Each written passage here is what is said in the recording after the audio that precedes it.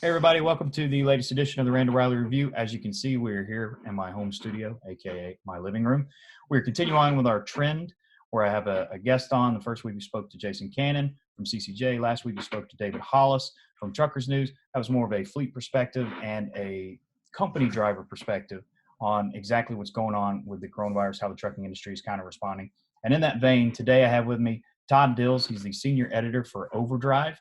You can find them online at overdriveonline.com. And today he's going to be talking to us more from an owner-op kind of perspective of what they're seeing, what they're feeling. And he's got some unique insights. I believe they've done some polling and stuff like that on Overdrive that you may find interesting. So without further ado, Todd, thank you very much for joining me. I know you're very busy. I appreciate you taking the time out of your day. What can you tell us? What are you seeing as far as coronavirus and how the industry, from your standpoint, from what you're seeing with owner operators, how are they responding to it? Well, I mean, for a lot of guys, the business-wise anyway, things are proceeding as fairly as normal. We had the polling that we've done. We've run a few different surveys. For one, looking at the expectations of small fleet owners among our audience, but then we've also just done wider polls online of the general readership, which is comprised largely of owner operators, whether leased or independent, and some drivers mixed in there as well. But for about a third to a little more than that of the audience in those online polls anyway, things are somewhat business as usual when it comes to just the level of work that they're doing, the loads that they're able to get.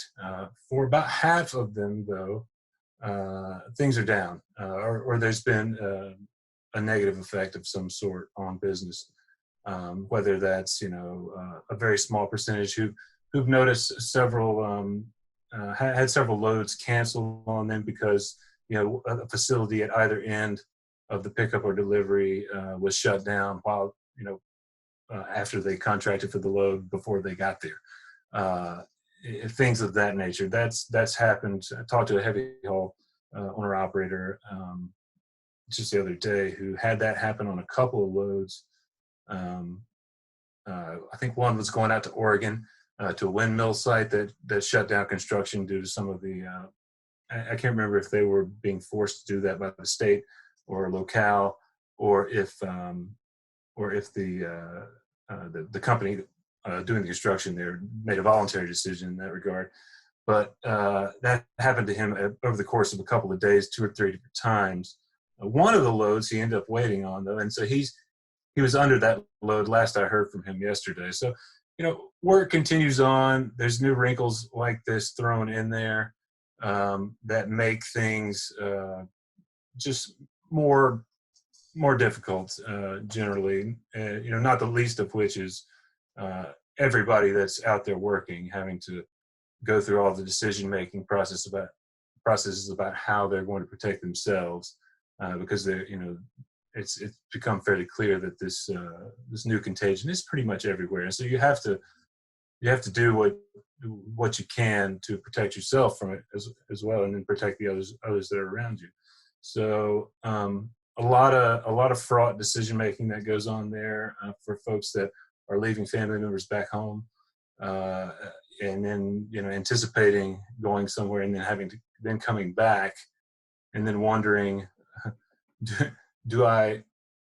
This is probably the biggest and most tough decision that a lot of owner operators are being faced with today. Just that decision of, well, what do I do now? Do I keep myself separate from the family while I'm at home? Because I don't want to put them at risk in case I have encountered something out there, which I had less control over. And so, to an extent, we're all dealing with that. But traveling as much as drivers do, it's a bigger consideration, I think, than for those of us that are working at home, where we feel like we're in control of our environment, right? Yeah. So it's anything, things like that. Is all kinds of things are being impacted by this. In terms of freight, there's signs that things are slowing down, even for in some of the grocery restocking efforts, a bit. Now those guys are still doing really well in terms of rates and with a pickup in volumes the last several weeks. But you start to see some signs of the demand for those services sort of inching back down a little bit more toward something that might look normal for this time of year. But on the platform freight and some of the more specialized stuff where you're having work sites halting production in different areas, that's throwing a wrench into things for sure. We actually that one poll that I mentioned at the top here, there was another part of that. That was part of that. About half of respondents who experienced some negative effect. One of those was one of the choices there was for was guys who had basically made a decision not to work during this crisis, and it wasn't quite 1 in 5, but it was close. I think it was 18% of the readership indicating that they were just not trucking at this very moment. That was a snapshot about a week ago. Yeah. See, that's kind of interesting to me because, as I said, I've kind of wondered that, and I believe I asked David something similar.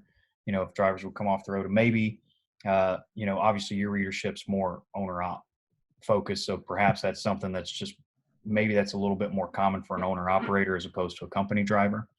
Right. But I was kind of along that same line of thinking.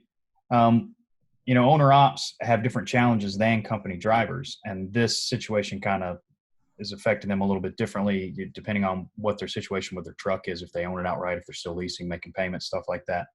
I know that several states, as far as states and communities, have basically said, hey, you can't repossess during this time. You can't foreclose or evict people. I don't know if that's really applying to the trucking community. Is there anything you know about that? Is that something that is being felt by truckers? Like, are they getting some help on the owner-op end of a little bit of alleviation there? I have just gotten somewhat heavy into some of the details around the big $2 trillion stimulus / relief bill that came out this past week, or more than a week ago. But wading through the details and how all that's going to work is a monumental undertaking. There is a pretty comprehensive guide that ATBS, or owner operator business services firm that we work with a lot, has put out that I would recommend to anybody, any owner ops in the audience for sure. That's available on our site. But I've been digging through some of that, and I'm not 100% sure on this, but there may be some of that loan program that's available for equipment finance expenses. Not 100% on that, but what I do know is that a lot of lenders, like really early on in this process, we spent some time reaching out to some of them, and basically the recommendation that was made is that that if you call your lender, there's odds are that they'll basically put your payments on hold for a while. And it's not total loan forgiveness, right? But it's a way to, if you must, if the business is really going down the tubes, that you can at least hold on to the truck, pause payments for a while until until business as usual sort of restarts. Yeah. And so that is something that I've heard multiple owner operators in the audience taking advantage of, and to success. Now, I've also heard the opposite from a couple as well, that the lender would not do that. But I think most guys that have good relationships with whoever they're working with for financing should be able to take advantage of something like that, given the severity of what's happening, I think. Yeah, that's good to hear, because like I said, I'd heard you can't be evicted and this and that, right, but most of that was not really referring to an industry like trucking. It was more of like if you're at home not working. So I was just curious if that was kind of translating over because I know a lot of guys and men and women out there, drivers, have been impacted hard by this. And as much as we're trying to go on as business as usual, it's not really business as usual right now. It's not. You know, Yeah. One of the things that I've been trying to, well, not trying, that I have been asking, I asked Jason and David, and I'd like to ask you the same thing, is because it's just kind of an interesting thing for me to think about. Is there anything that you're seeing happen right now, whether it's how drivers are operating, how things in the industry as a whole are kind of working in this weird time? Is there anything that you see being put in place right now that could possibly stick around after we're through this? Like, I know some regulations have been moved around and there's some things to alleviate pressure here and there, and maybe those don't stick around, but maybe, you know, like when I was talking to David, a lot of the truck stops have instituted really heavy duty cleaning practices for showers and such at the truck stops.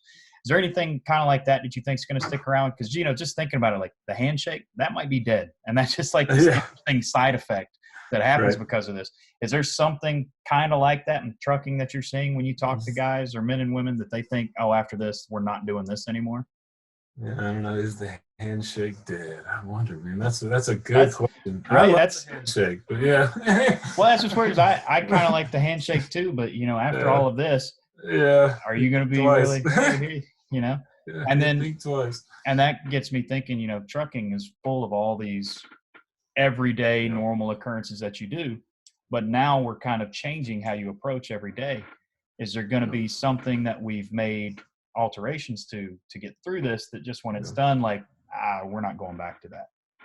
Yeah. So at the truck stops, I've heard a lot of actual plaudits to the cleaning staff at these places for the way that they're the results that they're getting from new procedures put in place, whether that be showers, feeling a little bit extra clean when they are used, or if it's just simply something as simple as condiment stations that you know formerly have been set out as self-serve, you know, that now basically you got to ask for it, so it reduces the number of touches on things that are left out as condiments and what have you. I think there's a lot of guys out there that would not mind if that were always that weren't always the case or whatever. So you know, you could get you know, over the time at the end, one doesn't want this to drag on any longer than it has to, but there is going to be some interesting data to come out of this when it comes to crash statistics. I start thinking about big long range things like that, like the amount of automobile traffic that truckers have to contend with is you know light years down from what it usually is over this entire period. And I think we're going to see we're going to draw some meaningful conclusions out of what happens to truck involved accidents during this time, and that could be helpful for those who advocate for the industry in a lot of different ways, and it could play out in you know, the way I don't know, the way juries, the way civil trials sometimes conclude with these outsized verdicts and things. Just all kinds of different areas that could show some impacts. Hours of service relaxed for the emergency relief loads all over the country. Interesting data could come out of that as well when it comes to the connection between the hours of service and safety itself, which could underpin some changes there to give guys a little more flexibility. I don't know though. You know, those are a few things that come to mind. I'm very exigent and right now, kind of from that truck stop side of things and that daily life kind of side of things. But the other two, I mean, those other two, I'm just kind of speculating about just the operational environment that's because it's changed so much for Yeah. for these guys. That's going to show something pretty interesting when it's all said and done. Well, see, I'd never really thought about checking out crash statistics. That's pretty Right. interesting, because right now you do have a pretty, as controlled of an environment as you're ever going to get on the highways and interstates and things. Uh, there's going to be some interesting data that comes out of that. Hopefully they don't use it to make me have a driverless car. We'll see. Well, I guess. yeah, I mean, yeah, you can say the opposite too, right? I don't know how you could use it. Data and statistics are useful in all kinds of different ways. It's always a matter of figuring out which agenda we want to serve and which one is correct or which one is the best one to serve for the most benefit, I guess. But yeah. I'd say, moving forward, this changes every single day. And, we hear different statistics, different numbers every single day, whether it's related directly to the virus or to freight loads and everything. As you're saying, some of the freight is starting to return a little bit more to normalization. As we continue on with this, is there a challenge that you see coming that we better get ready for this challenge if this drags out a long time? Or is it more of just when we get out of this, will there be a challenge returning to normal? What's trucking industry's next big hurdle as we face this virus? Is there anything really, or is it just let's try to get through this thing? Well, I do think we need to get through this thing without and support our men and women on the road as much as we possibly can as a nation. And that doesn't mean just keeping basic services open to them. I think we probably do need a national effort, even more so than is already happening, for some rapid response testing and getting this stuff rolled out. So where it's available for drivers that are coming back in from the road or from particularly troublesome area, to have a quick test, to be able to know, to have the ability to know what they're dealing with inside themselves, and so they can take the precautions they need to take to protect other people around them, if they need to do that. I think those kinds of things, meaningful kind of support, and there's others out in the industry that are saying the same thing. And some fleets are doing a lot for their drivers in terms of protective equipment and things like that. And for a lot of owner operators, this stuff can be pretty hard to find, though, as it is for everybody else out here. I think that's something that we need to do to keep things rolling through this without just the entire without supply chain being so stressed that it doesn't work. Okay. So yeah, I think that's going to be key, probably. All right. Well, last week I tried something a little bit different. We tried to I wanted to end more on a positive note, because this whole COVID-19 thing can be a real downer when you got everybody. Yeah. You've got so much bad news coming out. It's good to hear about a little bit of good news. So with, David, he told a couple of cool stories that he'd heard about.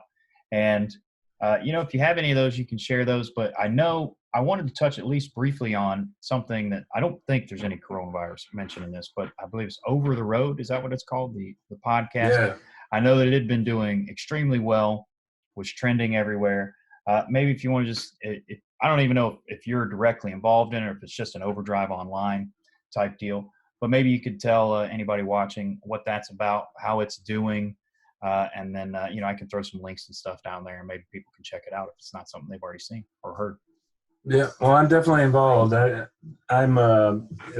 This came about because I and an old friend named Julie Shapiro at PRX's Radiotopia, their podcast network, had been kind of talking about this general idea for quite a long time. And it's just, the idea being it's a well-produced podcast that is geared not just to a trucking audience like that Overdrive has, but is geared toward a national general public audience as well, and it has value for both parts, both that general audience and the specific trucking audience. And ultimately, we're involved with a truck driver, a former owner-operator named Paul Marhofer.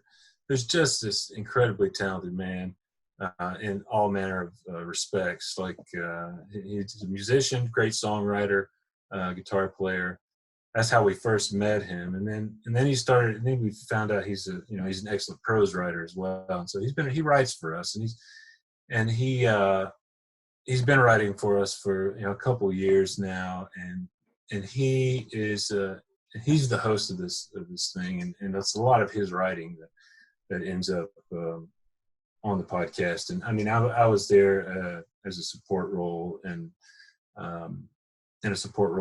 involved in the production as well to an extent, lining up a lot of interviews, helping conduct interviews, things of that nature. But it's turned out really well, I think, and it's touching on a lot of different aspects of trucking and kind of hitting it from the the point of view of Paul and then all these other great conversations that were had along the way. We try to feature the driver and the owner operator's voice as much as we possibly can and throughout the whole thing. About halfway through now, and we have this little series of mini episodes in between the main ones that I actually host, and so it gives me an opportunity to basically take a question from the general public and then go find one of the owner operators that I know from my work at Overdrive that I know has got the answers to this question, and bring them on, do a little interview, and hopefully it helps people learn a little bit about the industry and have a little bit more empathy for the people that are out here driving the trucks and understand their concerns and needs more than they otherwise would. That's kind of the goal, and it's 8 episodes, and 4 of them are out there now. Go check it out. Overroad.fm. Sounds really good. As I said, I'll leave some links for people down there. And this is available everywhere, like Google and Apple. Oh, and all that yeah. kind of stuff. Yeah. You can find it on all the all the podcast players and services. Yeah. Cool. Definitely. And Overdrive too. And it's at Overdrive as well? Yeah, we post the episodes as kind of embedded players there, but those are, if you're looking for it and you're having trouble finding it or something, just go to overdriveonline.com and search Over the Road Podcast there or something like that. And you'll see some of the past episodes, and there'll be some links to other places. Yep. Awesome. Well, Todd, I want to thank you again for joining me. Again, this is Todd Dills from Overdrive. He's a senior editor there. I thank you for taking the time out of your day to stop by and talk to us, give us your insight on what the owner ops are facing, and giving us a little bit of an update on the Over the Road. I'm not sure of the exact numbers, but I know it's been doing very well. I think it was trending nationally there. Yeah, when it first came out, Radiotopia is serious, man. They have they do a lot of podcasts which is well known. Like, I don't know if you've ever heard Ear Hustle and Criminal and Kitchen Sisters. And anyway, that's all Radiotopia. And when they put out a new show, it's they put a lot of that name recognition behind it, and so it's gotten out there pretty far. It's been great. That's excellent. I hope or wish it continued success. If you're watching this, you haven't checked it out, again, I'll leave some links for you or flash them up on the screen. If you haven't checked it out, do so. You can head over to Overdrive Online, see all kinds of articles, and I think they have audio, video, all kinds of stuff over there for you to check out. Todd, thank you again for joining us. Everybody watching, we'll see you again next week.